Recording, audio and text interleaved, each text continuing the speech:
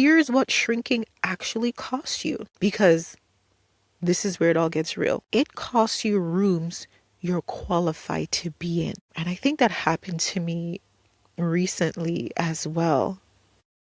It cost me a room and I'm regretful. I look back and I'm like, I'm regretful. And the truth is, every time I go up to do something outside of my comfort zone, I feel a little bit of this. It wasn't just yesterday or the day before. It always comes up. But it's going to cost you rooms you're qualified to be in, because you'll accept smaller spaces because they feel familiar.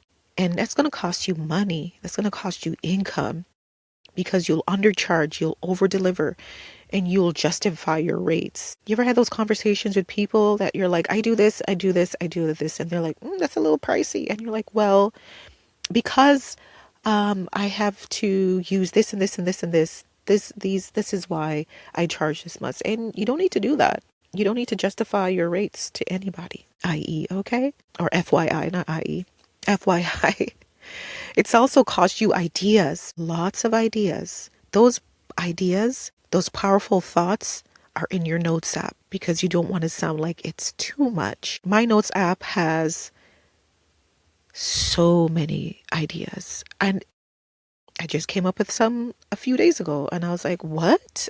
Like, we're so creative. We are creative people. God created us to be creative. We are created to create. So our state should naturally be creative. We're just always creating. And if you are creating and trying to keep yourself small, you'll think that is too much. So it's going to cost you your energy, and you're going to start putting on the performance of humility, right? You're going to be performing humility, which is going to be exhausting. Performing humility. Yes, I said that. And that's the kind of tire that no one talks about. What is it? Performing humility is when you downplay yourself in conversations. I've been guilty of that. It's when you pretend you're unsure even though you know. It's when you add extra disclaimers so no one thinks you think highly of yourself. And you start carrying the emotional weight of managing other people's comfort.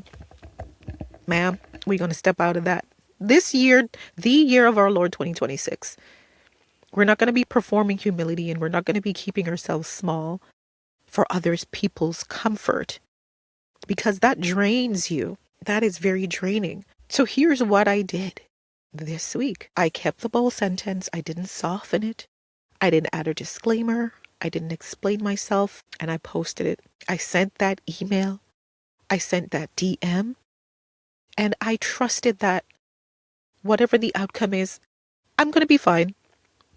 And I let my nervous system feel uncomfortable for a minute, because that happens. Whenever you're doing something new, something that you have feelings about, you're going to be uncomfortable for a minute. And that's okay. That's okay. I reminded myself, evolving is not ignorance. Okay? It's not ignorant. It's not, am I saying the word right? Arrogant.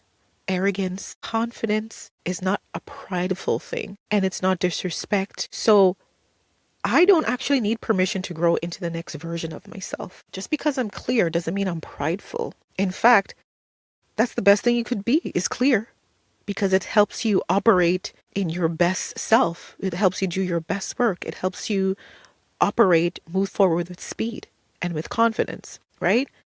And that sentence alone shifted something in me, because shrinking was an automatic, it was like a default setting. It was a default setting. And when you're expanding, when you're growing and you're shifting, that has to be intentional work. So if I'm going to launch this book without losing myself, I can't edit myself down every time I grow. And we tend to do that, edit ourselves every time we're growing, every time we try something new. There's a version of ourselves that we edit because we don't want to come off a certain way. And we may not notice it, right? That's why I want you to pay attention. If you're building something right now and you'll feel that subtle urge to dim it down, pay attention. You feel that sudden urge to shrink, pay attention. You feel that sudden urge to press delete on that email. You feel a sudden urge to play down your credentials. Pay attention. If you've ever written a caption 3 times to make it softer, If you've ever minimized your success so it wouldn't make someone else uncomfortable. If you've ever thought, yeah, maybe I should just wait on that one. This conversation is for you. It is for you. And that's why I wrote Brain Interrupted. If you want to go deeper, check out my podcast for more.